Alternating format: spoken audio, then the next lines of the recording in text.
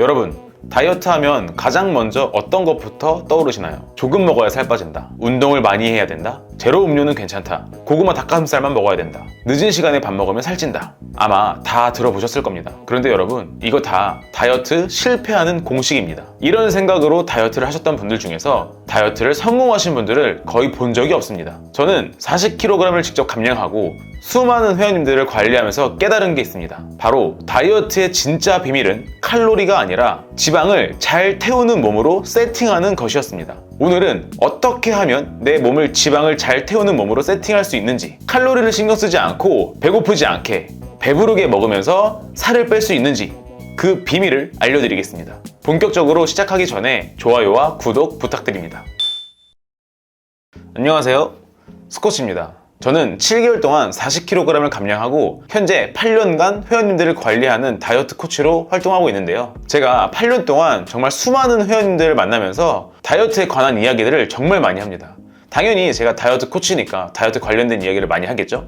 그런데 이렇게 이야기를 하다 보면 다이어트를 하는 방법에 대해서 정말 많이 착각하고 계시거나 오해를 하고 계신 분들이 너무 많더라고요. 그런데 그 착각이나 오해가 저는 정말 공감이 많이 됐습니다. 왜냐하면 제가 다이어트 할 때도 똑같이 했던 착각과 오해였거든요. 정말 다양한 다이어트에 관련된 오해들이 많은데 그 중에서 가장 많이 하는 착각이나 가장 많이 하는 오해에 대해서 한번 제가 말씀을 드려보려고 합니다. 이렇게 다이어트에 관련된 오해가 우리 다이어트에 어떤 영향을 주는지 알려드리고요. 최종적으로는 어떻게 해야 우리 몸이 지방을 잘 태우는 몸으로 만들 수 있는지에 대해서 알려드리도록 하겠습니다. 우리가 다이어트 할 때 가장 많이 하는 오해, 선입견 중에 하나가 바로 칼로리 개념입니다. 칼로리를 적게 먹으면 살 빠진다, 칼로리를 줄이면 또는 적게 먹으면 적게 먹을수록 살이 빠진다, 이건데요. 이 칼로리 개념이 완전히 틀린 것은 아닙니다.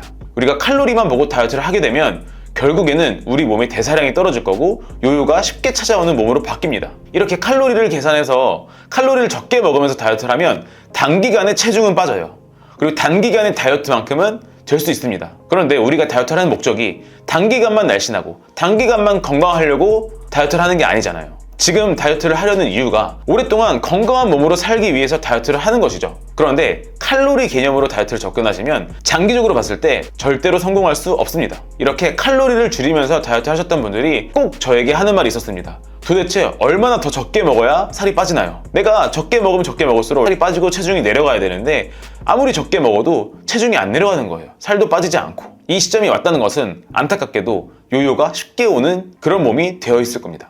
다이어트에 대한 오해, 두 번째 선입견은요, 바로 운동입니다. 먹는 거 상관없이 운동 열심히 하면 살 빠진다, 이런 말씀 하시는 분들이 굉장히 많거든요. 실제로 다이어트 해야지 라고 생각하시는 분들이 가장 먼저 하는 게 뭐냐면 무슨 운동하지? 어디 헬스장 가지? 어떤 운동하지? 이렇게 운동만 생각합니다. 운동하면 내가 지금 갖고 있던 일상에서 운동만 추가하면 살이 쫙쫙 빠질 거라고 생각합니다.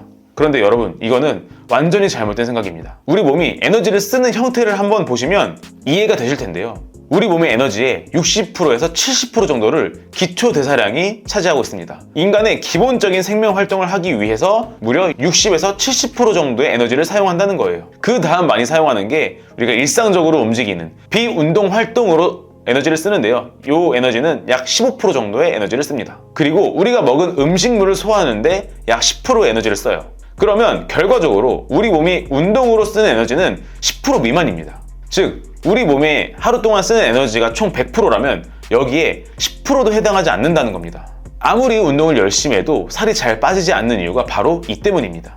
게다가 운동으로 에너지 소모를 크게 하려는 분들은 운동을 과도하게 하는 경향이 있거든요.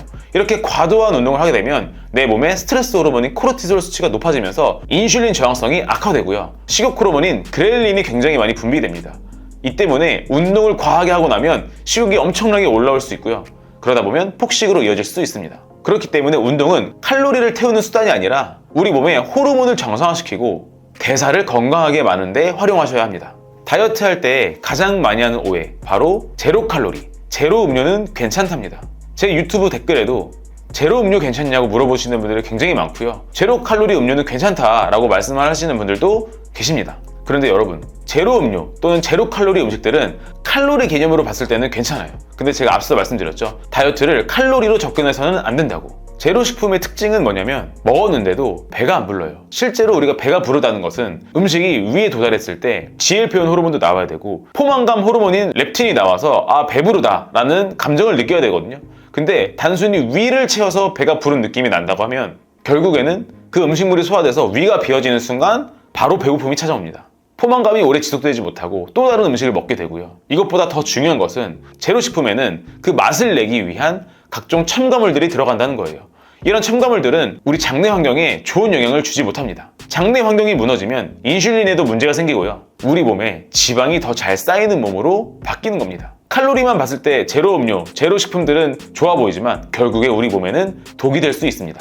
다이어트 할 때 가장 많이 하는 오해, 네 번째 선입견은요, 바로 밤에 먹으면 살찐답니다. 제가 관리하고 있는 분들 중 꽤 많은 분들이 퇴근하고 운동하고 나면 저녁 먹을 시간을 놓친다, 또는 저녁 먹을 시간이 애매하다 라고 말씀을 하십니다. 그럼 저는 그때 저녁 식사하세요 라고 말씀을 드리거든요. 그러면 이렇게 많이 물어봐요. 늦은 시간에 저녁을 먹어도 괜찮나요? 물어봅니다. 그러면 저는 늘 이렇게 말씀드려요. 회원님, 몇 시에 먹느냐보다 어떤 음식을 먹느냐가 훨씬 더 중요합니다. 이렇게 말씀드려요. 보통 밤에 먹으면 살찐다 라고 생각하는 이유가 뭐냐면 야식을 생각하시거든요. 그런데 여러분 잘 생각해보세요. 야식으로 어떤 음식 드시는지. 야식으로 양상추나 오이, 당근 이런 야채와 삶은 계란, 현미밥 이런 걸로 드시나요? 아니면 닭발, 치킨, 떡볶이 이런 배달 음식 드시나요? 늦은 시간에 어떤 음식을 먹느냐가 핵심입니다. 그렇기 때문에 여러분 다이어트 할 때 먹는 시간은 그렇게 중요하지 않습니다. 어떤 음식을 먹는지가 훨씬 중요합니다. 단 여기서 주의할 점은 내가 잠 자기 전에 먹은 음식이 내 수면에 방해가 된다 라고 하시면 그때는 식사 시간을 조절하거나 식사량을 조절할 필요가 있습니다. 내가 늦은 시간에 먹은 음식이 내 수면에 방해가 된다, 깊은 잠을 못 자게 한다 하시면 조금 가볍게 드시거나 아니면 드시지 말고 주무시고 다음날 아침 일찍 일어나서 아침을 푸짐하게 드시는 걸 권장합니다. 이렇게 다이어트 하면서 가장 많이 하는 오해들, 선입견들을 좀 알아봤는데요. 지금부터 다이어트를 성공하기 위한 특급 비밀 한 가지를 알려드리겠습니다. 앞서 말씀드린 칼로리, 운동, 제로 음료 이런 거 다 필요 없고요. 딱 이거 하나만 챙기시면 되겠습니다. 다이어트를 성공하기 위한 특급 비밀, 바로 장내 환경입니다. 제가 말씀드린 지방이 저절로 타는 몸을 만드는 핵심 비밀이 바로 장 건강을 좋게 만드는 것입니다. 장내 환경을 회복하셔야 돼요. 대부분 비만이신 분들, 체지방률이 높거나 BMI가 높거나 이렇게 살이 쪄 있으신 분들은 대부분 다 장내 환경이 무너져 있을 가능성이 높습니다. 장내 환경이 무너져 있다는 것은 유익균보다 유해균이 훨씬 더 우세한 상태일 거고요. 이런 상태라면 여러분들의 몸에 긍정적인 영향을 주는 호르몬보다는 안 좋은 영향을 주는 호르몬들이 훨씬 더 많이 분비되게 됩니다. 장은 제2의 뇌라고 불릴 정도로 굉장히 중요한 인간의 장기이기 때문에 이 장을 여러분들이 지키셔야 돼요. 아까 말씀드린 장내 환경이 유익균보다 유해균이 많은 상태가 아니라 유해균보다 유익균이 많은 상태가 되면 어떤 변화가 나타나냐면 첫 번째로 인슐린 민감성이 좋아집니다. 이렇게 인슐린 민감성이 좋아지면 여러분들의 혈당이 안정이 되고요. 혈당이 안정이 되면 여러분들의 식욕 조절도 잘 되게 됩니다. 또한 세포 내에 있는 미토콘드리아가 활성화됩니다. 이렇게 미토콘드리아가 활성화가 되면 에너지 소모량이 엄청나게 높아지거든요. 즉 여러분들의 기초 대사량이 높아지는 거예요. 그 다음으로 면역력이 강해집니다. 여러분, 장내 환경이 안 좋은 상태는 여러분들의 장 내의 벽이 굉장히 얇아진 상태일 거고요. 이렇게 얇아진 상태에서는 우리 몸에 안 좋은 것들이 배출되지 못하고 흡수가 되게 됩니다. 그렇기 때문에 우리 몸에서 염증 반응이 굉장히 많이 나타날 거고요. 이렇게 염증 반응의 대표적인 증상이 바로 여드름이죠. 반면에 면역력이 강화되면 장내의 벽이 두꺼워지는 것이고 장내의 벽이 두꺼워지면 안 좋은 물질들은 배출되고 좋은 것만 우리 몸으로 흡수되게 됩니다. 몸 전체의 건강이 회복되는 것이죠. 결론은 여러분들이 다이어트를 성공하고 싶다면 칼로리 계산, 얼마나 적게 먹고 운동 더 해야 되는지 이런 거 계산하지 마시고요. 어떻게 하면 내 장내 환경을 좋게 만들 수 있을지 그것만 고민하시고 장내 환경을 좋게 하기 위한 것만 하시면 되겠습니다. 그러면 어떻게 하면 장내 환경이 좋아지는지, 장이 건강해지는지를 알려드리겠습니다. 장내 환경을 좋게 만들어줄 수 있는 방법 첫 번째는요, 바로 식이섬유 먹기입니다. 식이섬유는 탄수화물 종류 중에 하나인데요, 유일하게 우리 몸에 들어와서 소화 흡수가 되지 않고 그대로 배출되는 녀석입니다. 각종 채소나 버섯, 콩류에 굉장히 많이 들어있는데요, 장을 건강하게 만들려면 우리 장 내에 유익균의 비율이 유해균보다 훨씬 더 많아야 합니다. 이렇게 유익균의 비중을 높게 만들려면 유익균에게 먹이를 줘서 유익균들이 증식할 수 있게 만들어줘야 하거든요. 그런데 식이섬유가 바로 유익균의 먹이가 됩니다. 그렇기 때문에 여러분, 식이섬유를 꼭 챙겨 드셔야 하는데요. 그 기준이 성인 여성 기준 20g 이상, 남성 기준으로 30g 이상의 식이섬유를 매일 드셔야 합니다. 장내 환경을 좋게 만들어주는 두 번째 비결은요, 바로 자연식품 섭취입니다. 요즘에 너무 바쁘고 피곤하다 보니 자연식품보다는 가공식품 위주, 이미 조리가 끝난 완제품 식품들을 많이 드시는 경우가 많은데요. 그런데 이렇게 가공된 식품에는 우리 몸에 필요한 비타민, 미네랄, 이런 미량 영양소들이 많이 제거되어 있습니다. 그리고 앞서 말씀드린 식이섬유와 같은 장내 유익균의 먹이가 되는 것들도 가공 과정을 거치면서 많이 제거가 됩니다. 그렇기 때문에 결론적으로 우리 장내 환경에 좋지 못해요. 그래서 여러분, 피곤하고 힘든 거 이해합니다. 그렇지만 지금 내 건강이 많이 무너져 있고 장내 환경이 좋지 않은 상태라고 하면은 조금 더 부지런하게 움직여서 자연식품들 가지고 직접 조리해서 도시락을 들고 다니시거나 직접 조리해서 식사하는 것을 꼭 시도해 보시길 바랍니다. 장 건강을 좋게 만들어주는 세 번째 비결은요, 바로 운동입니다. 뭐야, 운동으로 살 빼지 마라 이렇게 말해놓고 왜 운동하라 하냐 라고 생각하실 텐데요. 칼로리를 소모하기 위한 운동이 아니라 호르몬을 정상화시키기 위한 운동을 하라는 겁니다. 즉, 운동을 할 때 내가 오늘 먹었으니까 먹은 거 이상으로 소모를 해야겠다 라는 생각으로 하지 마시고 적절한 강도로 적당히 숨차게 운동하세요. 또한 운동 시간도 너무 길게 가져가지 마세요. 하루에 30-40분만 운동해도 충분합니다. 단 2km 걸었다, 3km 걸었다, 2만보 걸었다, 3만보 걸었다, 이런 건 의미 없고요. 여러분들이 운동하실 때 어느 정도 숨도 차야 되고 땀도 나야 되고 옆 사람과 대화는 가능하지만 노래는 부를 수 없을 정도의 강도로 운동을 하시면 되겠습니다. 장 건강을 좋게 만드는 마지막 네 번째 방법은요, 제가 앞서 말씀드린 첫 번째, 두 번째, 세 번째를 매일 꾸준히 하는 겁니다. 저는 이게 가장 어렵다고 생각해요. 오늘도 하고 내일도 하고 모레도 하고 이렇게 매일매일 하는 게 가장 어렵거든요. 그런데 여러분, 제가 장담하건대 일주일만 한번 해보시길 바랍니다. 가장 힘든 시기가 잘 압니다. 바로 둘째 날, 셋째 날. 아직 자극적인 것에 입맛이 길들여져 있고 하루 이틀 했는데 체중의 변화가 없으면 불안한 마음 드는 거, 이런 거 전부 다 여러분들이 꾸준하게 하는 걸 계속해서 방해할 겁니다. 장내 환경이 정말 중요하구나 라는 거를 KS의 회원 두 분이 계시거든요. 한 분은 40대시고요. 한 분은 20대입니다. 이 40대 회원님은요, 예전에 다이어트 할 때 식욕을 주체 못해서 굉장히 많이 힘들어 하셨습니다. 특히 출산 이후로 더 식욕이 올라서 힘들어 하셨거든요.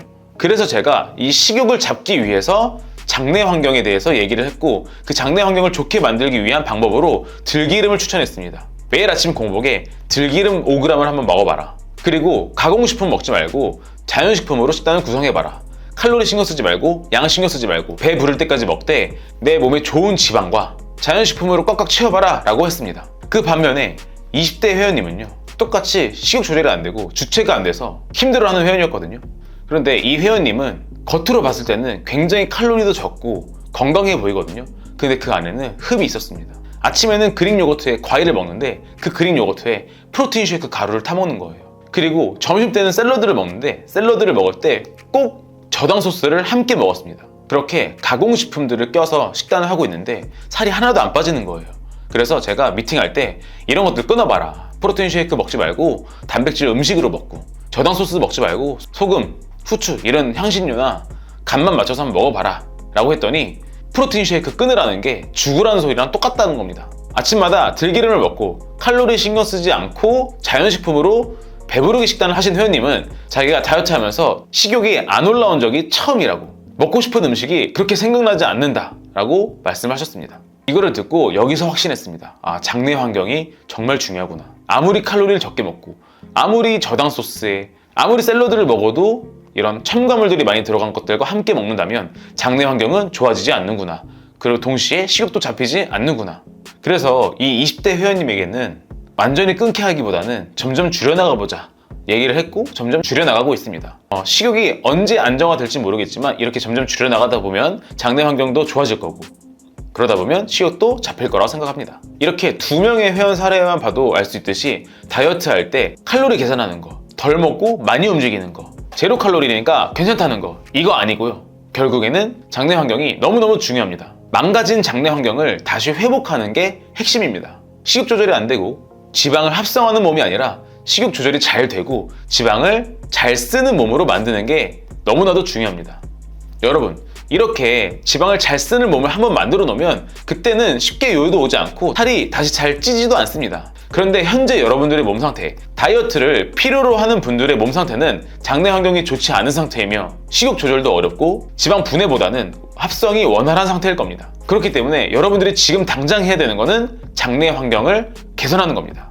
여러분, 다이어트는 무작정 참는다고 되는 게 아니에요. 여러분들의 의지가 약해서가 아닙니다. 의지가 약해도 잘 참는 사람이 있고 의지가 약해서 잘 못 참는 사람이 있습니다. 그런데 차이점은 딱 하나예요. 잘 참는 사람들은 장이 건강한 상태인 거고 참기 힘들어 하시는 분들은 장 건강이 안 좋으신 상태일 겁니다. 날씬하고 몸 좋고 다이어트가 필요하지 않는 분들도 옆에 떡볶이가 있으면 먹고 싶어요. 그런데 참는 거예요. 그리고 그 참는 게 익숙한 거고 참을만 한 겁니다.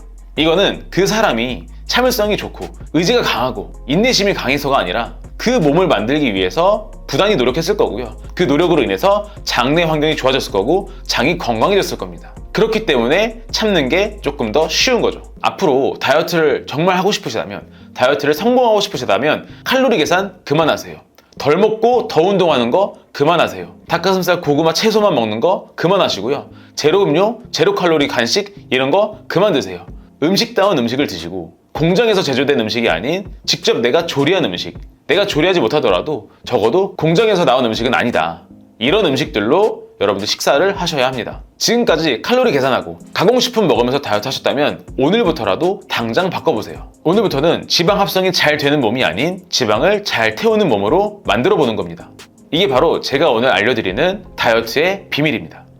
제가 계속해서 강조하는 이유는 아직까지 다이어트에 대해서 잘못 알고 계시고 선입견도 있고 그 선입견에서 빠져나오지 못하고 계십니다. 머리로는 알겠는데 몸이 그렇게 움직이지 않는 분도 계시고요. 이렇게 했을 때 여러분들의 체중이 증가할 수도 있습니다. 그러면 이렇게 증가한 체중 보고 지레 겁먹고 또 줄입니다. 또 칼로리 계산하고. 그런데 여러분, 체중이 중요한 게 아닙니다. 체중을 보고 다이어트 하시면 칼로리 계산을 할 수밖에 없어요. 만약에 저라도 체중만 보면서 다이어트를 했다면 저도 계속 칼로리 신경 썼을 거예요. 그리고 점점 더 줄여서 결국에는 요요가 잘 오는 몸이 됐을 겁니다. 그렇기 때문에 여러분, 이 영상을 보시고 꼭 그 선입견에서 빠져나오셨으면 좋겠습니다. 비만은 결과물입니다. 내 몸 안에 장내 환경이 좋지 않고 인슐린 저항성이 생기고 혈당이 건강하지 않아서 발생한 결과물이 바로 비만이기 때문에 우리는 다시 이 안부터 고쳐야 됩니다. 많은 분들이 다이어트를 시작한 지 1, 2주 만에 체지방이 확 빠졌으면 좋겠고 체중이 2, 3kg씩 내려왔으면 좋겠다, 이런 생각을 많이 하시는데요. 제가 말씀드린 장내 환경을 건강하게 만들고 혈당을 건강하게 만들고 인슐린을 건강하게 만드는, 호르몬을 정상화시키는 식단과 운동과 생활 습관을 가지면 체중 변화가 크게 나타나지 않을 수 있습니다. 그런데 저는 확신합니다. 반드시 체중이 내려갈 거고 반드시 살이 빠질 거고 반드시 건강해질 것이라는 것을요. 저는 8년 동안 정말 수많은 회원님들을 만났습니다. 그리고 수많은 미팅을 했고 수많은 성공과 수많은 실패도 해봤습니다. 이런 경험을 토대로 제가 여러분들에게 자신 있게 말씀을 드리는 거고요. 꼭 이렇게 해 라는 명령이 아니라 제발 이렇게 해주세요 라고 부탁드리고 싶습니다. 여러분들이 다이어트를 하는 이유가 단기간만 날씬하고 이쁘고 짧고 굵게, 여러분들의 다이어트 목적이 올해 여름만 즐겨야지 이런 목적으로 다이어트 하는 게 아니라 앞으로 남은 삶을 건강하고 삶의 질이 떨어지지 않는 질 좋은 삶을 살기 위한 건강한 다이어트를 하시길 바랍니다. 각자 사람마다 생활 환경도 다르고 습관도 다르고 체질도 다르고 다 다릅니다. 그렇기 때문에 제가 이렇게 드리는 말씀이 누구에게는 정말 와닿고 누구에게는 하나도 공감 안 될 수 있습니다. 각자에게 맞는 다이어트 방법이 있고 각자에게 맞는 패턴이 있습니다. 각자에게 맞는 방법으로 다이어트 하는 게 가장 중요한데요.